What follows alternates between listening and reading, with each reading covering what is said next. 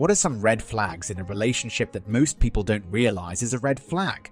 Completely unwilling to make any changes at all. They try to change you within a month of dating. They're more focused on trying to impress you than getting to know you. When you try to talk, they interrupt you with more interesting things to say. Not having any friends and constantly demanding your partner is their only source of socializing. When they get jealous if you talk to or spend time with other men or women. How someone treats their mom, there are some exceptions of course. And if they don't like cats, the other person gets inappropriately frustrated or angry when you tell them no, especially over a minor thing like where to go eat or what movie to go see. When things just keep happening to them and they're always the victim. When some people tell the story of their life, it's like they don't have any agency at all. Double standards. They can treat you a certain way without batting an eye, but if you treat them the same, they go ape, getting angry over small things. For example, the fact that the omelette has burned is more important than the harmony between us. Biggest non-obvious but very simple one is whether they believe the relationship or partner will fix them. Out of the blue middle of the night random texts could have dodged a few manic bullets had I known what was up. When they are recounting stories, but they don't seem accurate. It's because they're not accurate, it's a bunch of lies. Over familiarity. If they've known you 5 minutes and they're already giving you a pet name and pretending to know what you like and dislike, run far and fast. Certain levels of jealousy or insecurity that are beyond healthy. That line should be drawn earlier than most people seem to realize. When they constantly want love and nothing else, they probably don't like you. They just use you as a device for popularity or to satisfy themselves. Inability to set or enforce boundaries with family. I feel like a lot of the problems on relationship subreddits occur because people don't spot this problem early on or wait until far too late into the relationship to do anything about it. This was one of the biggest reasons I left my ex.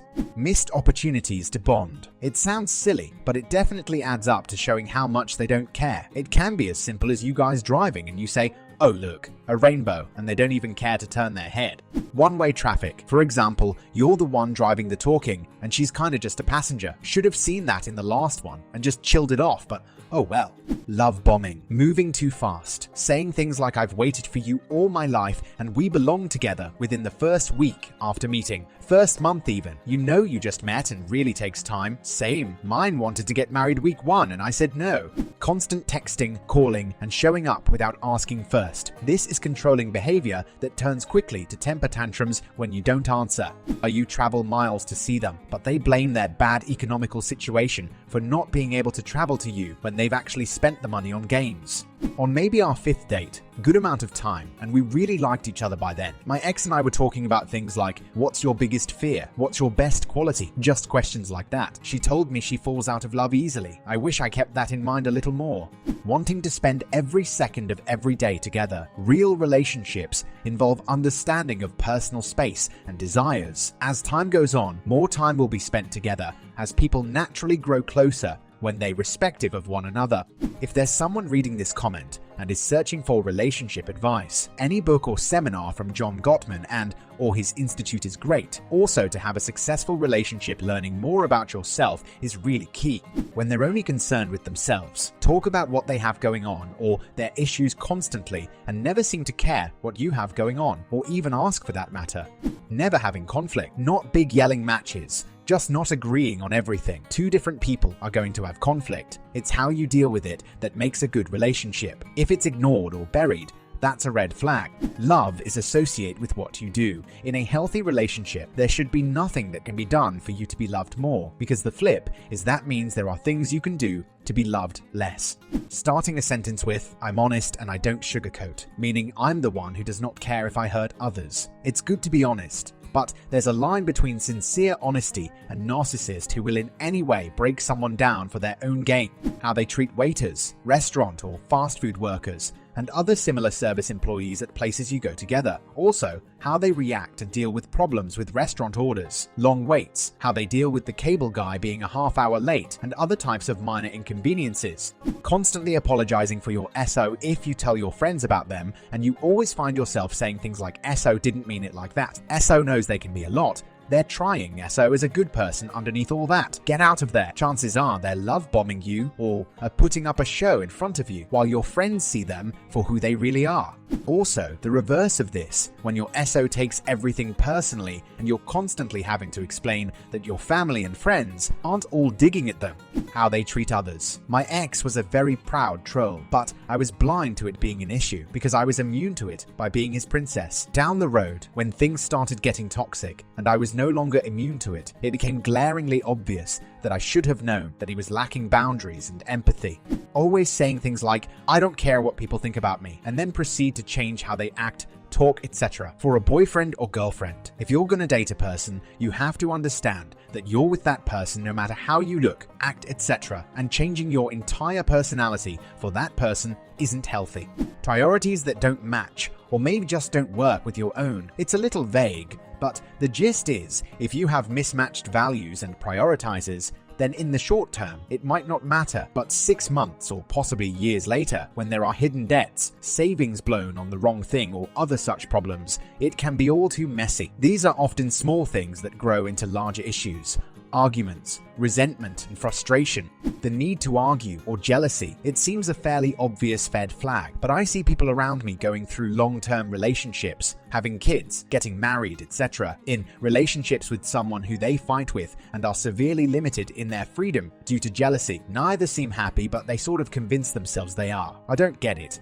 Saying all your exes are bad. 3 possibilities here. That person is exclusively attracted to bad person, meaning they'll be looking for drama wherever they can find it. That person exclusively attracts bad person, meaning no self-confident and emotionally mature person is willing to put up with them. That person is unable to accept the fact that sometimes people just aren't meant to be together. Either way, you're dealing with a very low level of emotional maturity, not respecting basic food preferences or needs. For example, I do not eat pork. More than one person has thought it was funny to try and sneak bacon into a meal. This is about boundaries. People who think it's okay to trick you about one thing will do it with others. Also had a roommate who was lactose intolerant. One of her shitty boyfriends bought her a non-vegan ice cream cone and lied. He thought she was making up her dietary preferences, so she spent the night horribly sick. Again, boundaries and respect. Early on in our relationship, my ex-husband pedantically told me how to drive on a highway off-ramp, how fast to go, how it was built, how most people drove on it incorrectly. At the time it was annoying, but it turns out he was a pedantic, know-it-all bad person, and he was like this about everything. He was the only person who really knew anything, and he was the only one who did everything right. The main person who was wrong was me. So, red flag ignored and 15 years of a scale of annoyance to misery.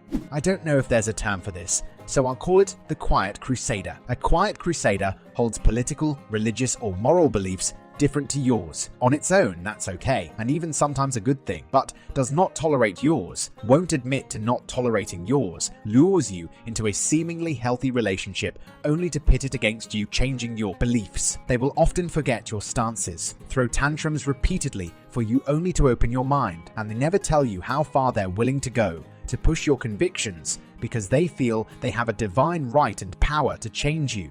This could very well be a trauma response for them. I have fallen into this before, knowing that my SO at the time was not controlling, wasn't going to berate me, wasn't going to be angry, but because I had dealt with someone previous who would have easy asks or conversations turned into, "I'm sorry, and I understand if you don't want me to, but do you mind if we did XIZ? It's okay if not," which is as draining on both, to be honest. And it bad. And if you are still in that situation, one thing that would help me, I think, is an honest conversation that it is draining on you, and that you understand it is probably just as draining on them, and slowly work from there to get to a place of "I hope you know I won't be upset at your wants, and you do not need to apologize," or somewhere around that.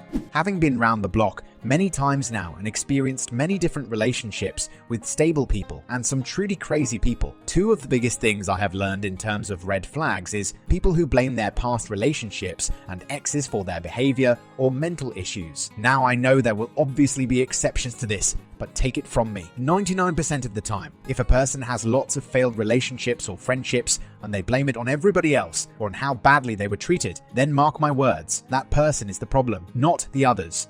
Isolating you from your friends and family. It took me a very long time to realize this. Narcissists are notorious for this. They get you believing that if people in your life are against your partner, then they're against you as well. So in turn, you go along with your abuser's mind games and naively stick up for them. Then you go no matter matter what people think, no one can get in between us. Next thing you know, you just basically gave your abuser more of a reason to manipulate you, and this time with no one to intervene. My ex was the walking parade of red flags that every teenage girl doesn't see for what it is. I started dating him when I was 18, very inexperienced and alone in the world after escaping an abusive religious childhood. I paid for all of our dates, where he'd just stare at every other woman that walked by. We'd go to the mall. He would tell me to go wait in a store so he could promote his shitty screamo to groups of teenage girls. He was 21. I'd take us to a restaurant. He suggested he'd talk about his ex. He was obsessed, and then insult me when I asked him to stop. I'm a rude bitch who was trying to ruin a nice time. He told me that we would eventually have love because he would wear me down. I said no. He told me it would hurt, and I would probably cry, but that I would be fine. When I asked why he would want to hurt me, he said he just liked the taboo. He went on to rape me multiple times throughout the relationship. Thank you for watching. Hope you enjoyed this video. Don't forget to subscribe.